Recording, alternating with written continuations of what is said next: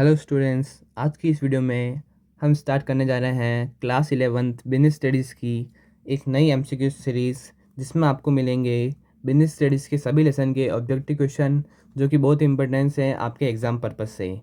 तो बिना किसी टाइम वेस्ट करे शुरू करते हैं। सबसे पहला क्वेश्चन है, which of the broad categories of industry cover oil refinery and sugar मिल।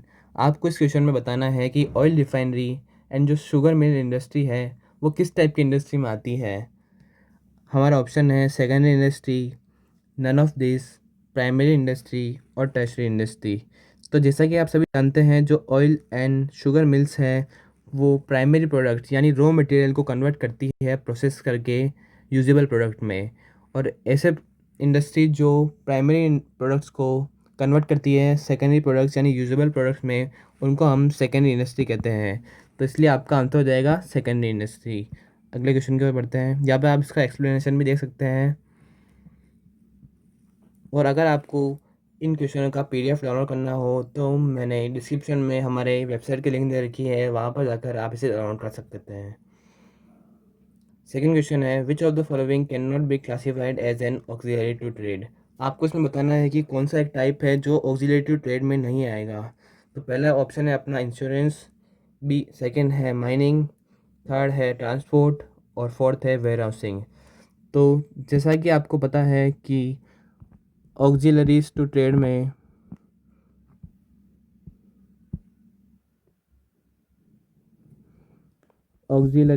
में पांच चीज़ें आती है, जिसमें आता है आपका इंश्योरेंस, सेकंड आता है आपका ट्रांसपोर्ट, थर्ड आता है आपका वेयर हाउसिंग, फोर्थ आता है आपका बैंकिंग और फिफ्थ आता है आपका एडवर्टाइजिंग। ये जो ऐसी चीज़ें हैं जो आपको ट्रेड में हेल्प करती है। लेकिन अपन इस ऑप्शन में देखें तो हमारे को माइनिंग दिख रहा है, जो कि एक प्राइमरी इंडस्ट्री का एक प्रकार है। तो ये माइनिंग इसमें नहीं आएगा। यहाँ पर इसका एक्सप्लेनेशन दे सकते हैं आप। थर्ड क्वेश्चन है, the occupation in which people work for other and get remunerated in return is known as. तो इस क्वेश्चन में आपको पूछ रहा है कि कौन से ऑक्यूपेशन में कोई पीपल है जो किसी और के लिए वर्क करते हैं और उसके बदले उनको वेजेस मिलता है। तो ऑप्शन है none of this, employment, business और प्रोफेशन। तो जैसा कि आप सभी को पता है कि एम्प्लॉयमेंट में हमको वेजेस मिलती है यानी काम करने पर पैसे मिलता है, और बिजनेस जो होता है उसमें प्रॉफिट मिलता है, और जो प्रोफेशन होती है इसमें प्रोफेशनल फीस मिलती है। तो इसका आंसर हो जाएगा आपका employment. Employment is a relation between two parties usually based on contact where work is paid for. Employment एक प्रकार का ऑक्यूपेशन है जिसमें आपको वर्क के बदले पैसे मिलते हैं। फोर्थ क्वेश्चन है, the industry which provide support services to other industries are known as. आपको इसमें बताना है कि कौन सी इंडस्ट्री दूसरी इंडस्ट्री को सपोर्ट करती है। तो इसका आंसर हो जाएगा आपका टर्शरी इंडस्ट्री। जो टर्शरी इंडस्ट्री है वो दूसरी इंडस्ट्री जैसे प्राइमरी इंडस्ट्री और सेकेंडरी इंडस्ट्री को सपोर्ट करती है। जैसा कि हम देख सकते हैं ट्रांसपोर्ट इंडस्ट्री जो भी इसमें आती है टर्शरी इंडस्ट्री में, जो कि गुड्स को एक प्लेस से दूसरे प्लेस तक ले जाने के लिए काम आती है। यहाँ पर आप इसका एक्सप्लेनेशन और चीज़ें देख सकते हैं। ऑप्शन है, फिफ्थ क्वेश्चन है, which of the following can not be classified as an objective of business. तो इसमें आपको बताना है कि कौन सी चीज़ जो ऑब्जेक्टिव बिजनेस के ऑब्जेक्टिव में नहीं आती है।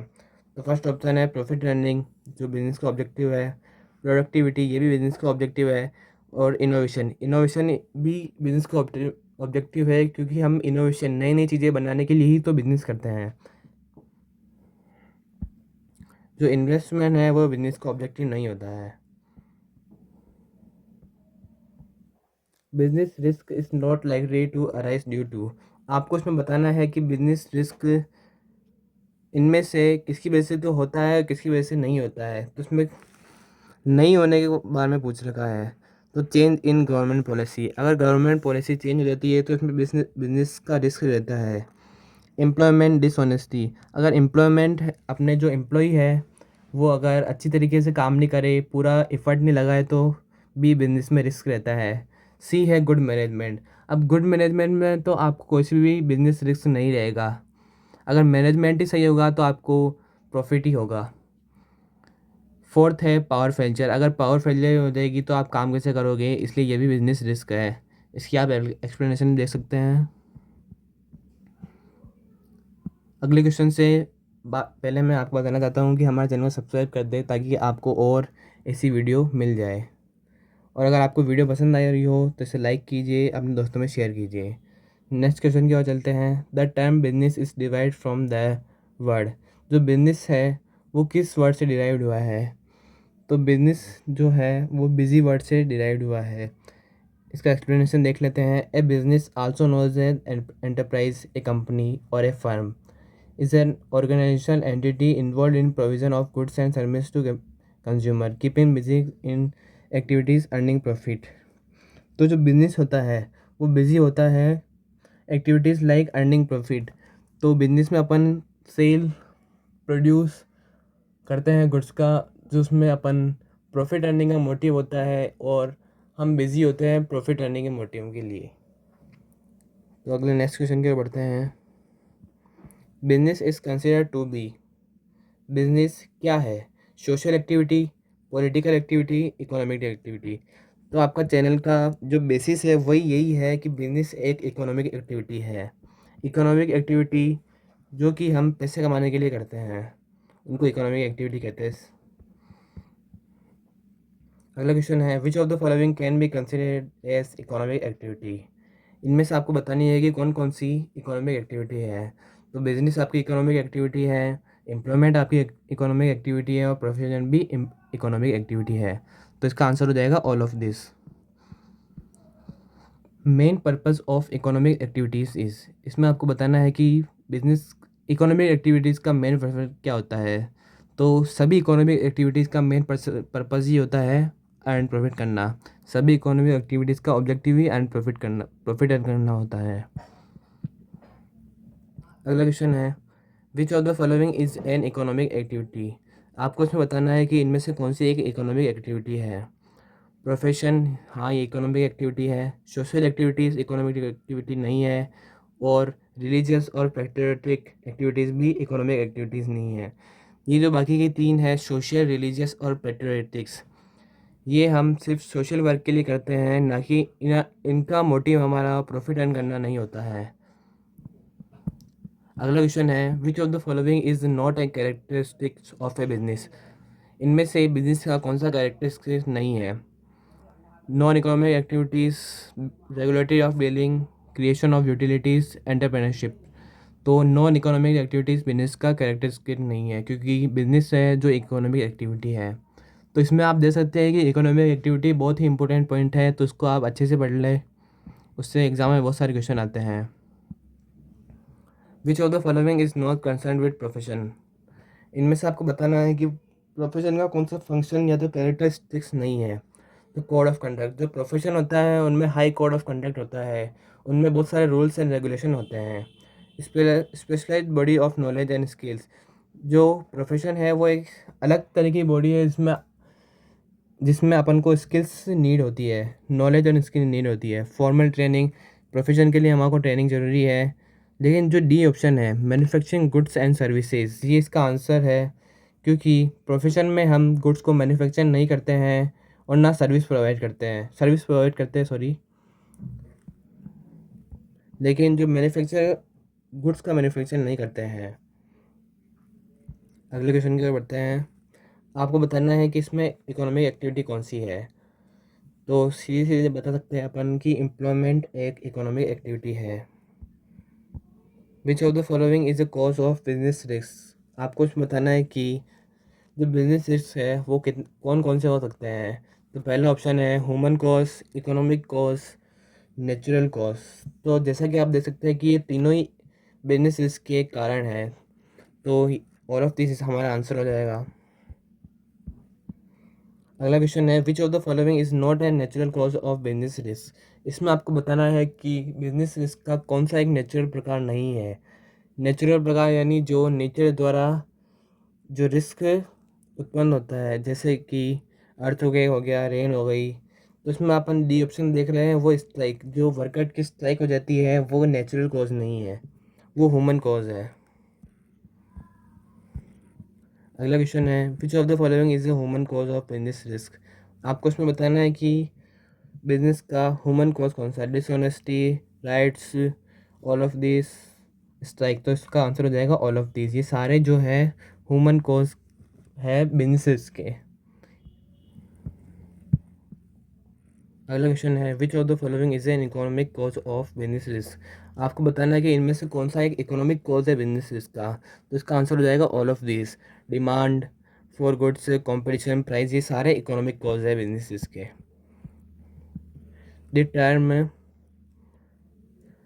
Dash refer to the possibility of inadequate profit और even losses due to uncertainty. जैसा कि आप सभी जानते हैं, जो बिजनेस रिस्क है उसी को हम पॉसिबिलिटी ऑफ इनएडुकेट प्रॉफिट और even loss due to uncertain और अनएक्सपेक्टेड इवेंट कहते हैं। तो इसका आंसर हो जाएगा आपका बिजनेस रिस्क। अगला क्वेश्चन है, the word marketing standing is concern with. बताना है आपको कि मार्केटिंग किस किस वर्ड से कंसर्न करती है। तो इसका आप सी ऑप्शन देख रहे हैं अपन, पोजीशन ऑफ एन एंटरप्राइजेज। तो जो मार्केटिंग होती है वो किसी एंटरप्राइजेज की पोजीशन बताती है। Trade in is an essential part of commerce, it refer to. आपको बताना है कि जो ट्रेड है वो इनमें इन चारों में से किससे रेफर करता है। तो जो फर्स्ट ऑप्शन है वही आपका आंसर हो जाएगा, सेल। जो ट्रेड है वो सेल से रेफर करता है। ट्रेड यानी वही हो गया, transfer of goods and services from one person और एंटिटी टू अनदर, इसलिए आपका ऑप्शन आंसर हो जाएगा सेल।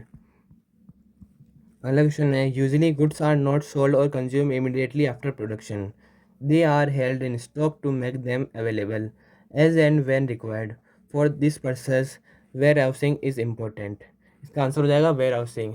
जैसा कि आप सभी जानते हैं कि गुड्स होता है, जब वो मैन्युफैक्चर होता है उसके तुरंत बाद काम में नहीं आता है, उसको हमें पहले स्टोर भी कर सकते हैं अगर वो काम नहीं आ रहा हो तो। इसलिए इसके लिए कौन सा ऑक्सिलरी टू ट्रेड काम आता है। तो इसका आंसर हो जाएगा वेयर हाउसिंग।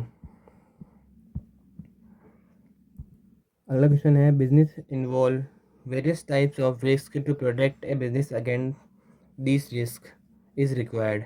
तो आपको बताना है कि मैंने आपको पहले ही बताया था ऑक्सिलरी टू ट्रेड में कि कौन सा ऐसा जो ऑक्सिलरी टू ट्रेड है जो बिजनेस रिस्क से हमको बचाता है। तो वो है इंश्योरेंस। इंश्योरेंस हमको बिजनेस रिस्क से बचाता है, अनसर्टेन लॉसेस से बचाता है। Is one of the most important method of promoting the sale of product. तो इसमें आपको बताना है कि किस ऑक्सिलरी टू ट्रेड से हम अपने प्रोडक्ट को प्रमोट कर सकते हैं। तो या इसका आंसर हो जाएगा, एडवर्टाइजिंग की मदद से हम हमारे गुड्स और प्रोडक्ट को प्रमोट कर सकते हैं। अगला क्वेश्चन है, tea is mainly produced in Assam, cotton in Gujarat and Maharashtra, jute in West Bengal and Orissa, but these goods are required for consumption in different parts of country. तो इसमें आपको बताना है कि ये गुड्स है जो अलग जगह तो प्रोड्यूस होते हैं लेकिन हमारे पास आते हैं अलग जगह से। तो इसके लिए कौन सा ऑक्सिलरी टू ट्रेड काम में आता है। तो ट्रांसपोर्टेशन मीन काम में आता है इसमें। अगला क्वेश्चन है, activities which are meant for assisting trade are known as. कौन सी एक्टिविटीज़ जो ट्रेड में हेल्प करती है। तो वो है auxiliary to trade. Commerce provide the necessary links between. जो कॉमर्स होता है वो प्रोड्यूसर एंड कंज्यूमर में एक लिंक बनाता है। Commerce includes two types of activities. जो कॉमर्स है उसके अपन को पहले पढ़ रखा है कि कॉमर्स टू टाइप की एक्टिविटीज़ में डिस्ट्रीब्यूट होता है, ट्रेड और ऑक्सिलरी टू ट्रेड। यहाँ पर इसका एक्सप्लेनेशन भी देख सकते हैं। जो हमारा अगला क्वेश्चन है, last question, industry remain engage in breeding plants and animal for their use in further production. ऐसी कौन सी इंडस्ट्री है जो कि प्लांट और एनिमल्स के द्वारा प्रॉफिट अर्न करती है, उनके प्रोडक्ट्स के द्वारा प्रॉफिट अर्न करती है। तो वो हमारी हो जाएगी जेनेटिक इंडस्ट्री। यहाँ पर आप इसका एक्सप्लेनेशन देख सकते हैं। बस आज के लिए इतना ही। अगली वीडियो में हम लेसन सेकंड का एमसीक्यूज़ करेंगे। अगर आपको वीडियो पसंद आई हो तो इसे लाइक कीजिए, अपने दोस्तों में शेयर कीजिए और हमारे चैनल को सब्सक्राइब कीजिए और कमेंट में बताएं आपको वीडियो कैसी लग रही है। Thank you.